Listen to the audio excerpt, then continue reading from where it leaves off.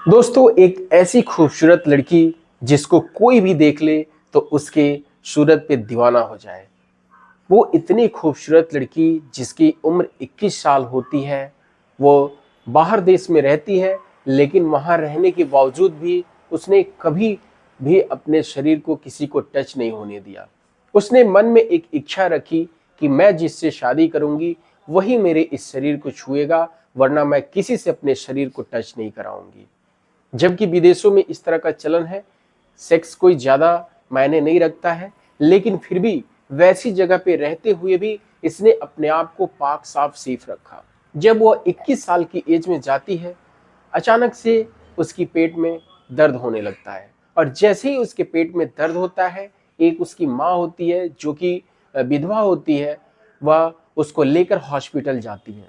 और जैसे ही हॉस्पिटल जाती हैं, डॉक्टर को दिखाती हैं, डॉक्टर ये कह देता है कि अब ये मात्र सिर्फ 6 महीने तक ही जी पाएगी, क्योंकि उसके पेट में कोई कैंसर टाइप की बीमारी होती है जो कि लाइलाज बीमारी होती है।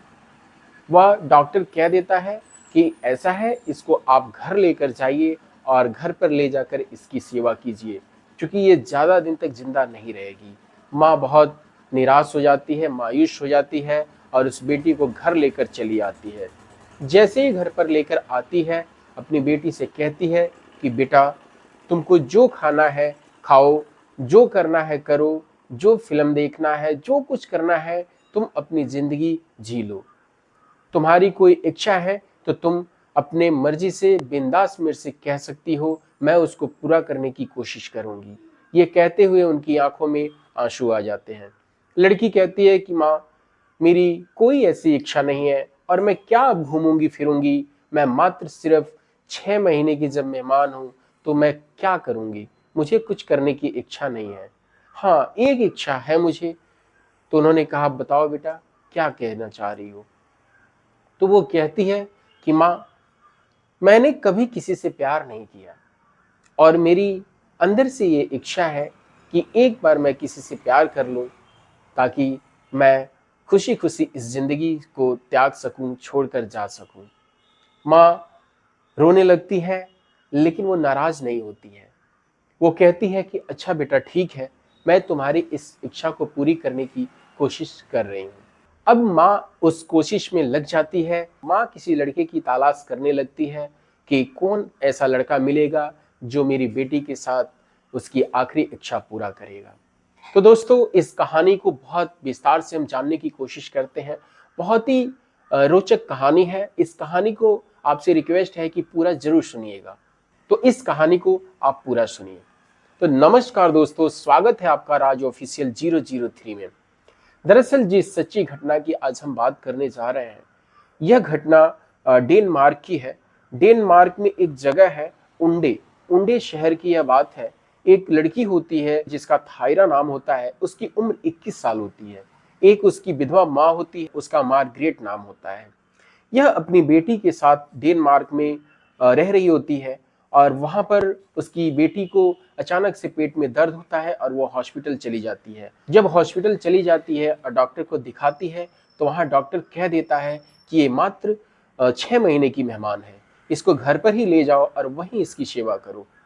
घर पर ले आती है और जब लड़की से इच्छा पूछती है, तो लड़की कहती है कि माँ, मुझे आखिरी इच्छा यही है कि मैं किसी से सेक्स करना चाहती हूँ, मैं उसके साथ संबंध बनाना चाहती हूँ।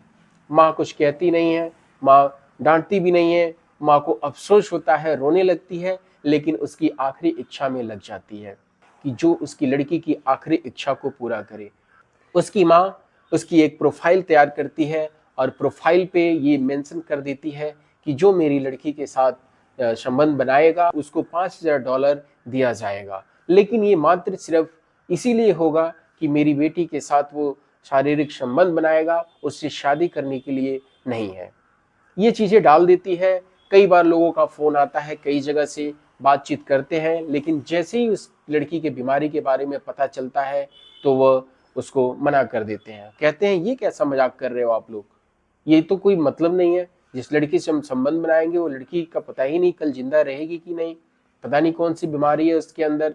जब उसके बीमारी के बारे में पता चलता है तो लोग मना कर देते हैं। अब उसकी माँ बहुत अफ़सोस करती है और उसको सोचती रहती है कि ऐसे लगता है कि मेरी बेटी का ये आखिरी इच्छा पूरा नहीं हो पाएगा। तकरीबन 4 महीने बीत चुके होते हैं, 2 ही महीने बचा रहता है कि माँ की बेचैनी और बढ़ जाती है। अचानक से एक दिन रात को एक फ़ोन आता है, जो कि अमेरिका से फ़ोन आता है जॉन ओलिवर का। ये लड़की इतनी खूबसूरत होती है थायरा, कि उसको देखते ही वो बिल्कुल उसको पसंद कर लेता है। जो अमेरिका से फ़ोन जिस लड़के का आता है जॉन ओलिवर का, वो उस लड़की की खूबसूरती पे मोहित हो जाता है और वो फ़ोन करता है और कहता है कि मैं तुम्हारे साथ वो सब कुछ करना चाहता हूँ जिसकी तुम्हें इच्छा है।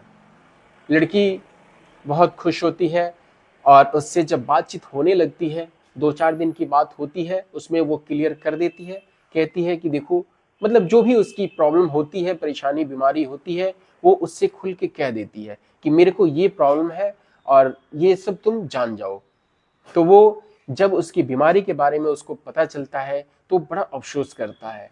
कहता है कि इतनी खूबसूरत लड़की और इस तरह की इसके साथ प्रॉब्लम है, वो उसके ऊपर उसका दिल आ जाता है और वो कहता है कि देखो थायरा, मैं तुमको सच्चे दिल से मैं तुम्हें प्यार करने लगा हूँ और तुम ऐसा करो, तुम यहाँ पर आ जाओ अमेरिका में। तो लड़की कहती है कि देखो, मैं अमेरिका तो नहीं आ सकती, क्योंकि मैं चाहती हूँ कि जितने भी दिन मेरे बचे हुए हैं वो मेरी माँ के साथ गुजरे और मैं आखिरी सांस अपनी माँ के पास ही लूँ। लड़का भावुक हो जाता है, कहता है कि देखो ऐसा करो, तुम अपनी माँ को भी लेके आ जाओ, क्योंकि मैं तुमको बेहद प्यार करने लगा हूँ।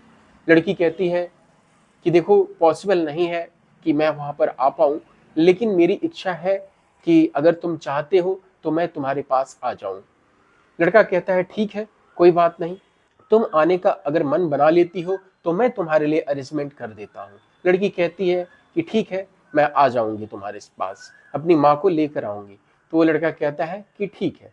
उसके बाद वो उनके टिकट, वीज़ा, मेडिकल सबका इंतजाम कर देता है। सारा कुछ करने के बाद से वो उनको लेने के लिए पहुंचता है। डेनमार्क में एयरपोर्ट होता है कोपनहेगन।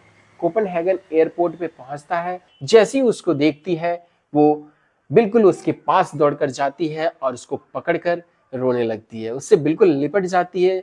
शायद वो पहली तरह से लिपटी थी, बहुत देर तक उससे लिपटी रह जाती है और उसके बाद उससे कहती है, जैसे ही वो उसको लिपट के रोने लगती है, वो काफ़ी देर तक लिपटी रहती है, रोती रहती है और जैसे ही उसको छुड़ाता है, वो उसको देखती है और वो कहता है आई लव यू थायरा। उसके बाद वो लेकर माँ बेटी को अपने पास चला जाता है अमेरिका। वह अमेरिका लेकर जाता है, जहाँ पर ममामी एयरपोर्ट पर लेकर जाता है और वहाँ उतरते हैं वो लोग और उसके बाद वो घर अपने लेकर चला जाता है। जैसे वो अपने घर पर लेकर जाता है और घर का दरवाज़ा खुलता है, सब लोग देखकर हैरान हो जाते हैं। उसके माँ और वो थायरा दोनों जैसे ही घर के अंदर का दृश्य देखती हैं, वो देखती ही रह जाती हैं। दरअसल उस घर को ऐसे सजाया गया रहता है कि जैसे बिल्कुल दुल्हन के जैसे उस घर को सजाया रहता है।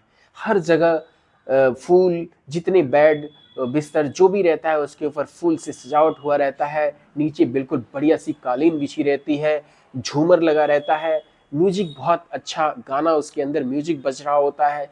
ये सारा दृश्य देख के मन को बड़ा अच्छा महसूस होने लगता है। वह अंदर जाती हैं और जाने के बाद से थायरा बिल्कुल ऐसे लगता है थायरा को कि मैं जन्नत में आ गई हूँ। वो बिल्कुल खुश हो जाती है, एक पल के लिए वो भूल ही जाती है कि मैं किस बीमारी से ग्रसित हूँ और मैं किस लिए यहाँ पर आई हूँ। चूंकि दूसरे ही पल जब उसको ध्यान आता है अपनी बीमारी के बारे में, फिर वो मायूस हो जाती है। लड़के से कहती है थायरा कि ये किस लिए इतना कुछ? वो कहता है ये सब तुम्हारे लिए है, मैं तुम्हें वो हर खुशी देना चाहता हूँ जो खुशी तुम महसूस, जो जिस खुशी की तुम्हें ज़रूरत है, वो सब चीज़ मैं तुम्हें देना चाहता हूँ। उसके बाद ये लोग, काफ़ी रात हो गई होती है उस टाइम तक, ये थके भी रहते हैं तो सो जाते हैं। ओलिवर होता है वो अलग कमरे में सो जाता है और जो उसकी माँ होती है माइग्रेट माइग्रेट और जो लड़की थायरा होती है, ये एक कमरे में सो जाते हैं। सोने के बाद से अगला दिन आ जाता है और अगले दिन वह लड़का जो होता है ओलिवर, वो कहता है थायरा से कि देखो, यहाँ पर एक तकरीबन 1200 किलोमीटर के दूरी पर एक हॉस्पिटल है, कैंसर हॉस्पिटल है, बहुत ही शानदार हॉस्पिटल है।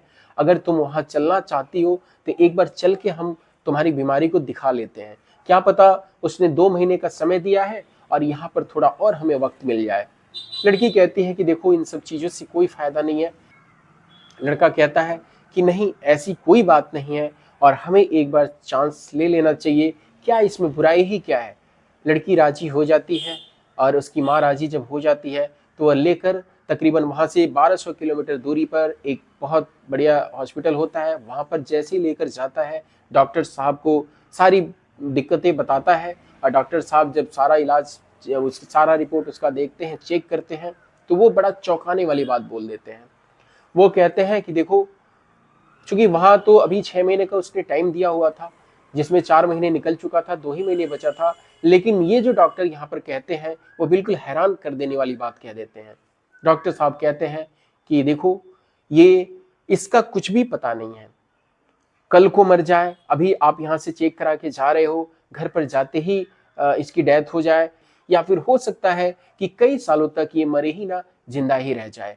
तो कोई इसका भरोसा नहीं है, आप इसको लेकर जाओ और इसकी सेवा करो, अब इसका भगवान भरोसे जो कुछ होना है होना है। फिलहाल वहां से वो निराश होकर घर चले आते हैं और घर आने के बाद से जो इसका जो ओलिवर का जो फैमिली होती है, उसमें ओलिवर आर्किटेक्ट होता है और बहुत अच्छी कंपनी में काम कर रहा होता है, जो कि सालाना इसका 2 करोड़ रुपए इसकी सैलरी होती है। और जो इसकी माँ होती है वो प्रोफेसर होती है और इसका जो पिता होता है वो भी अच्छी जगह पे ये लोग जॉब कर रहे होते हैं, पैसे की कोई इनको कमी नहीं होती है। चूंकि वो माँ प्रोफेसर होती है, उसका कहीं और पे जॉब होता है, तो माँ बेटे से दूरी रहती है, लेकिन जब उसको इस चीज़ के बारे में पता चलता है तो वो आती है अपने बेटे से मिलने के लिए। और जब बेटे से मिलने के लिए आती है तो इन लोग से मिलती है और जब इनकी कहानी जानती है तो माँ भी बहुत मायूस हो जाती है उसकी। ओलिवर की माँ दुखी हो जाती है और वह कहती है कि भगवान ना जाने क्या क्या चीज़ें दिखाता है, क्या क्या परेशानियां लोगों के सामने आ जाती हैं। ओलिवर की माँ होती है, वो कहती है देखो, हमें पैसे की, हमारे पास पैसे कोई कमी नहीं है, लेकिन मेरे बेटे को सच्चे प्यार की तलाश थी, इसीलिए उसने एक अच्छे प्यार की तलाश किया और तुम्हारी लड़की पता नहीं क्या उसने देखा, इसको पसंद करने लगा, तो हमें उससे कोई एतराज़ नहीं है, ये जो चाहता है वही करे। जो ओलिवर की माँ होती है वो मार्गरेट से कहती हैं कि ऐसा करो, आप हमारे साथ चल लो ताकि इनको पूरा समय मिल पाए और ये जिस काम के लिए आए हैं वो काम कर पाए। तो उसकी माँ को, थायरा की माँ को लेकर और थायरा की माँ को लेकर ओलिवर की माँ, मतलब जहाँ वो रह रहे होते हैं वहां पर लेकर चले जाते हैं। ओलिवर और थायरा को अब पूरा पूरा समय वो देना चाहते थे। जैसे ही रात होती है, ओलिवर आता है और उसको दवाई देता है लड़की को खाने के लिए, थायरा को। थायरा दवाई उठा लेती है और दवाई फेंक देती है, गुस्सा हो जाती है बिल्कुल उसके ऊपर, ओलिवर के ऊपर। ओलिवर कहता है कि अरे ये क्या कर रही हो, क्या हो गया तुम्हें, कि तुम क्या कर रहे हो मेरे साथ, तुम जिस काम के लिए मुझे लेकर आए हो वो काम तो कर नहीं रहे हो, देखो मेरी जिंदगी का कोई भरोसा नहीं है, तुमने खुद ही सुना डॉक्टर ने क्या कहा है और मेरी आखिरी इच्छा लगता है ऐसे ही रह जाएगी। तुम मेरी जिस काम के लिए मुझे लेकर आए हो वो काम तो करते नहीं हो, तुम ये दवाई मुझे क्यों खिलाना चाहते हो, मेरा कुछ पता ही नहीं है जब कि कल मेरे साथ क्या हो जाए, तो तुम इस तरह से क्यों कर रहे हो। दरअसल वो उसको बताना चाह रही थी कि मैं तुम्हारे साथ क्या करना चाहती हूँ। और उसने कहा कि देखो, मेरे पास इतनी ज़िंदगी बची नहीं है और ये मेरी आखिरी इच्छा है जिसको मैं चाहती हूँ कि जितना जल्दी हो सके पूरा हो जाए, ताकि मैं सुखी खुशी खुशी इस शरीर को त्याग सकूँ। वो कहता है ओलिवर कि देखो, प्यार तो मैं तुमसे करता ही हूँ। तो कहती है ठीक है, प्यार तो करते हो, ठीक है, लेकिन जिस काम के लिए मैं यहाँ आई हूँ वो तुम नहीं करते हो और मेरी ज़िंदगी का कोई भरोसा नहीं है, तुम उस चीज़ को फटाफट कर लो वरना मेरी आत्मा को शांति नहीं मिलेगी। कल को मैं मर जाती हूँ तो ये बात मेरे अंदर ही रह जाएगी और मैं इस चीज़ से कभी, मेरी आत्मा को शांति नहीं मिल पाएगी। ओलिवर कहता है कि देखो, चाहता तो मैं भी हूँ, लेकिन तुम्हारी परेशानी ऐसी है, तुम्हारी दिक्कत ऐसी है कि मैं नहीं चाहता हूँ कि तुम्हें कोई और परेशानी हो, इसलिए मैं तुम्हारे साथ कुछ करना नहीं चाहता। तो वो कहती है देखो, मेरी ज़िंदगी का तो वैसे भी भरोसा नहीं है, लेकिन तुम जो चाहते हो, जिस काम के लिए हम आए हैं उसको पूरा करो, फिर देखते हैं जो होगा ऊपर वाला है। फिलहाल उसकी बात को वो मान जाता है और उसके साथ वो सब कुछ कर लेता है जिस की उस लड़की को चाह होती है। और जब वो सारी चीज़ें कर लेता है तो लड़की उसको पकड़ कर रोने लगती है, कहती है देखो ओलिवर, मैं नहीं चाहती कि मैं इस ज़िंदगी को छोड़ूं, मैं और जीना चाहती हूँ, मैं हर रोज़ तुम्हारे साथ ये सब करना चाहती हूँ, मुझे बहुत अच्छा लग रहा है, मैं चाहती हूँ कि बार बार मेरे साथ ये चीज़ें हों। वो उसको इतना आनंद आता है ये सब करके कि उसको लगता है कि मेरी ज़िंदगी काश और होती तो मैं ये सब और दिन तक कर पाती। उसके बाद मैं बता दूं कि इनका महीना दिन ऐसे ही चलता है, दवाई पे सब कुछ ऐसे ही चल रहा होता है। और उसके बाद महीना निकलता है, 6 महीना निकल जाता है, साल निकल जाता है। डॉक्टर के परामर्श से ये दोनों धूमधाम से अपनी शादी कर लेते हैं और शादी के बाद से स्विट्ज़रलैंड जाते हैं हनीमून मनाने। वो सारी चीज़ें करते हैं जिसकी वजह से ये दोनों खुश रह पाएँ और थायरा को खुशी मिल पाए। उसके बाद वो आते हैं घर पर और तकरीबन 2016 से लेके 2024 आ जाता है और 2024 में एक बहुत ही प्यारी बच्ची को वो जन्म देती है और उस बच्ची को डॉक्टर के पास ले जाके चेकअप कराया जाता है। तो डॉक्टर इसको बिल्कुल स्वस्थ घोषित कर देते हैं, कहते हैं इसको कोई प्रॉब्लम नहीं है, लड़की के अंदर कोई दिक्कत नहीं है। फिलहाल 2016 से 2025 तक आते आते उसकी थायरा की उम्र 31 साल हो जाती है। उस टाइम जब ये मिले थे 2016 था और 2025 में, लेकिन अभी थायरा की उम्र तकरीबन 31 साल हो चुकी है और जॉन ओलिवर की उम्र 42 साल हो गई है। ज़िंदगी का कोई भरोसा नहीं है, लेकिन फिर भी ये बहुत मज़े में अपनी ज़िंदगी जी रहे हैं। तो दोस्तों, इस घटना, इस कहानी को सुनने के बाद आपकी क्या राय है? कमेंट बॉक्स में ज़रूर बताइएगा कि आपको यह कहानी कैसी लगी। अगर अच्छी लगी हो तो भी, बुरी लगी हो तो भी कमेंट बॉक्स में ज़रूर बताइएगा। जय हिंद, जय भारत।